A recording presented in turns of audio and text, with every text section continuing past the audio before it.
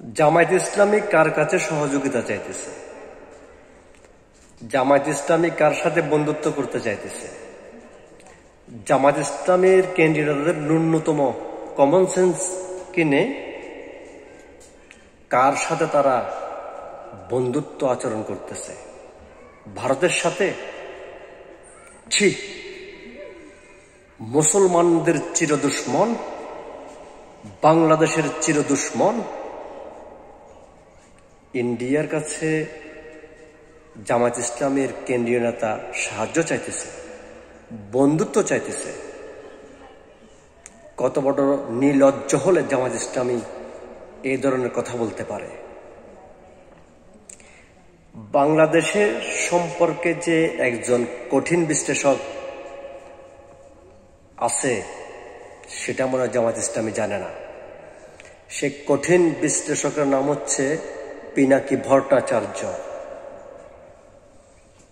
জামায়াত ইসলামের কেন্দ্রীয় নেতা যখন ভারতের কাছে বন্ধুত্ব চেয়েছে, ভারতের সহযোগিতা চেয়েছে, ঠিক তখনই ডাক্তার পিনাকি ভট্টাচার্য জামাতকে এক হাত ভরে দিয়েছে।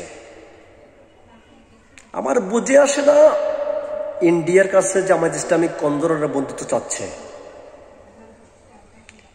বর্তমান জামায়াত ইসলামের কেন্দ্রীয় নেতার এই বক্তব্য জামায়াত নেতাদের রক্তের সাথে বেইমানি করার শামিল। ইন্ডিয়ার সাথে বন্ধুত্ব করা মানে জামায়াত শিবিরের যতজন নিহত হয়েছে তাদের হত্যাকে, তাদের রক্তকে জুতা পেটা করা সমান।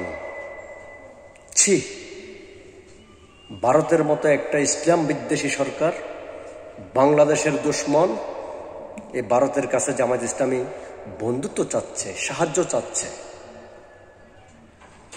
জামায়াত ইসলামের কেন্দ্রীয় নেতার মাথায় এটি ধরে না কেন? এই ভারতের আশকারাতে, এই ভারতের ইঙ্গিতেই জামায়াত শিবিরের হাজার হাজার নেতাকর্মীকে হত্যা করেছে বাংলাদেশ আওয়ামী লীগ। সে ভারতের কাছেই বাংলাদেশ জামায়াত ইসলামের কেন্দ্রীয় নেতা সাহায্য চাচ্ছে, বন্ধুত্ব চাচ্ছে। জামায়াত ইসলামীকে বলতেছি, পিনাকি ধরলে কি হয় সেটা জানেন তো, জয় বাংলা হয়ে যায়। যদি জামায়াত ইসলামীকে ধরে, পিনাকি জয় বাংলা করে দেবে। সাবধান হয়ে যান, কথাবার্তায় একদম সাবধান হয়ে যান। রাজনীতি তো জানেন না, শুধু পড়ালেখা পড়ালেখা পড়ালেখা এটা নিয়ে চিৎকার করেন। রাজনীতি শিখেন, রাজনীতি। পড়ালেখার পাশাপাশি রাজনীতি শিখেন। জামায়াত ইসলামীকে বলতেছি, পড়ালেখার পাশাপাশি রাজনীতি শিখুন, রাজনীতি। আল্লাহ হাফেজ।